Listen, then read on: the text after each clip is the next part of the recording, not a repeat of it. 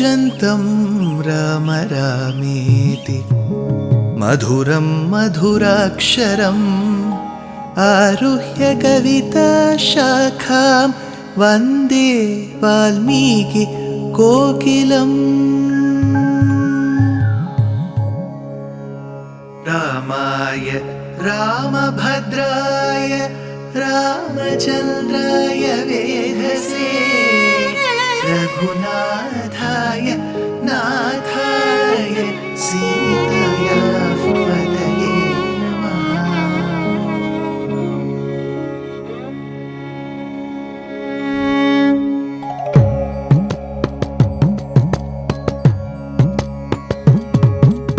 जयत्याश्रितसन्त्रास ध्वान्तविध्वंसनोदयः प्रभावान् सीतया देव्या परमव्योमभास्करः परमव्योमभास्करः।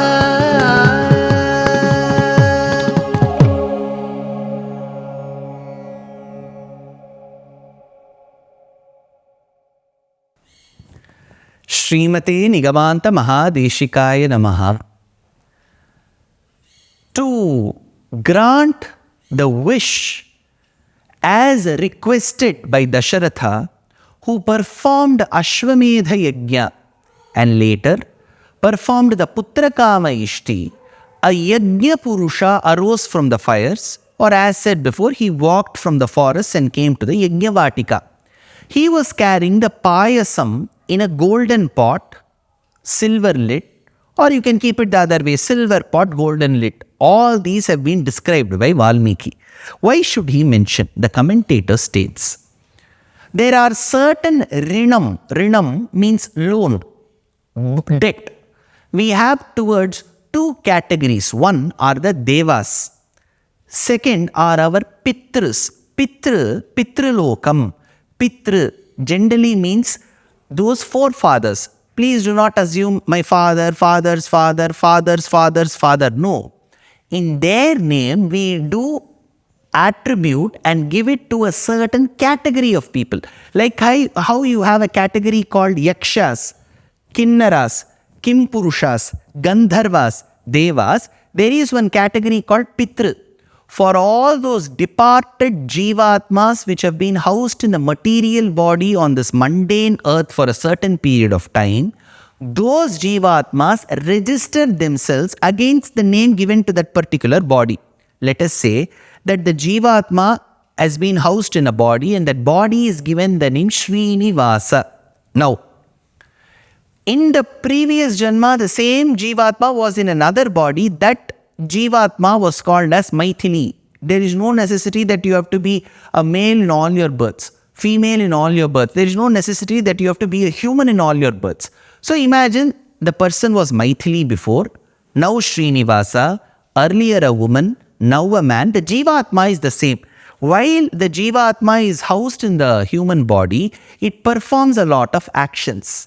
It lives for a certain period. After the Jivatma has departed, in the name of that departed Jivatma, the people who are living in that particular family give Pinda Pradhanam or do their Shraddham to Pitrus. So there is a small debt of us attached to the Pitrus. So in such a scenario, that is why our Acharyas have insisted, keep doing the activities or karma as mentioned in our Shastram, like Shraddham, Abdhikam and so on. Now all this has been mentioned. Well, on our note, we have to understand how much ever we perform, there will be small amount of dissatisfaction.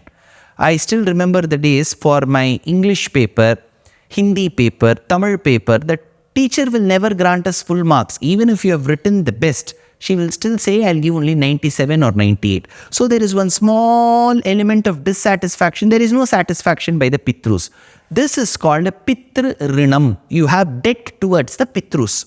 So how can I get solved of Pitru Rinam? If you donate silver, then that Pitru Rinam will get over. Similarly, towards the Devas, the celestials, we may have little Rinam, Deva Rinam. And that can get annihilated by we doing charity of gold. So for Deva Rinam, gold. Pitru Rinam, silver. Now, Dasharatha must have had some rinam. That is why his desire for having sons got delayed. For no further delay, he has to offer something in charity. So the Devas thought, instead of him giving that in charity, we will give something in charity. Thereby his sins will go away. So that is why the Pāyasam came in a vessel with a lid of silver and gold combination. Second, some of our acharyas opine that silver as a metal has the property to retain heat. Gold as a metal has the property to expel heat. So that is why in earlier days our forefathers used to have food on silver plates because the heat will be retained. That is why we sport gold jewelry, because it has the ability to accept the heat from our body and expel the excess heat. Gold expels excess heat. Heat is retained by silver. The payasam which has emerged has to be given to the queens. If it is very hot, they may find it very tough to consume. If it is very cold, they would wish that it was slightly warm to enjoy the taste. Any day, warm food is very tasty. So it should neither be too hot nor cold. It should be in a lukewarm condition where the queens can enjoy and consume the payasam. That is why the payasa patram was a combination of silver and gold. Say some acharyas. All these are reasons cited for it. Now the Yajna Purusha arose. Shaila Shringam Samutsedham Dripta Shardula Vikramam. That payasam emerged. Now Dasharatha as a king had many wives. When I say many wives, again a question. Sir, when a king or any human being marries multiple people at the same time, wouldn't that go to that extent where women are not given equal importance? Imagine the king allots room number 1 for the first wife, room number 2 for the second wife. Isn't this an insult to the first lady? Where you are not treated equal, there are multiple women in the house. Will such men agree when the woman has many husbands? Yes, we do have an example of Dasharatha having many wives and Draupadi having many husbands. Is this the way the society should live? No. Ideally, no. Monogamy is what is always our Shastras have recommended. But in those days, such marriages were also political alliances. Just imagine that there is a valorous king living in a kingdom and there are many kingdoms neighboring this kingdom. Understanding that the king is very powerful, strong military presence, very strong body power, then he may have the ability to annex the neighboring kingdom. So the neighboring king, what he would do is, he would give away his daughter, use her as a tool to get her married to the valorous king, thereby bringing security to his region. So women were also treated as political pawns. That is why in those days many kings had many multiple partners, many wives. One. Second thing, we could also attribute it to some of the kings and their pleasures to have multiple women. Third, in those days, to give assurance to and security to a woman, marriage was used as a tool. In whichever scenario, personally, in my humble opinion, I am against polygamy. Monogamy is only the way ahead where the man and the woman live as equal partners. But now you may have a question. Why did Dasharatha have many wives? As I have kept telling in many public forums, he did not seek my permission to marry many wives. So I won't have the right answer. We are understanding Srimad Ramayanam so that we can pick up good points and implement it in our life. If you feel at this point of having multiple partners is wrong, so be it. Discard that particular point. Be a very truthful partner. If you're a man or a woman, be an honest and a truthful partner. Now, Dasharatha had to distribute that payasam amongst his wives, especially the principal wives who were 3 in number: Kaushalya, Kaikeyi and Sumitra. Kaushalya was the first wife, no doubt.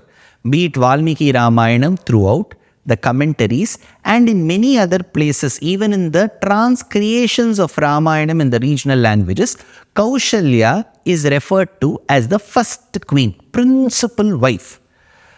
Kaikeyi and Sumitra is where the slight confusion comes. In certain places, Kaikeyi is referred to as Madhyamamba, the middle mother.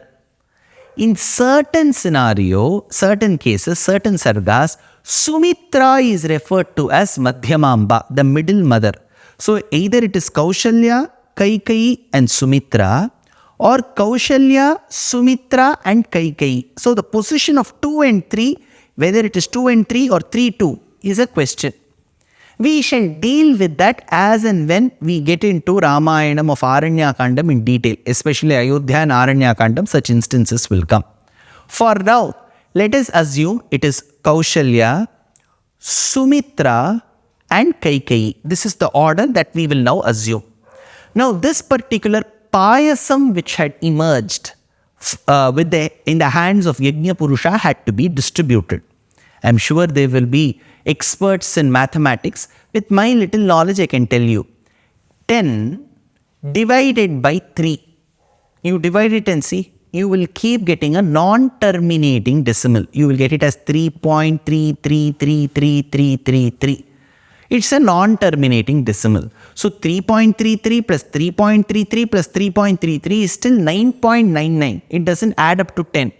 That is when maths uses a certain exceptional power and says, make the non-terminating decimal a terminating decimal, which is one of them will become 3.33 to 3.34.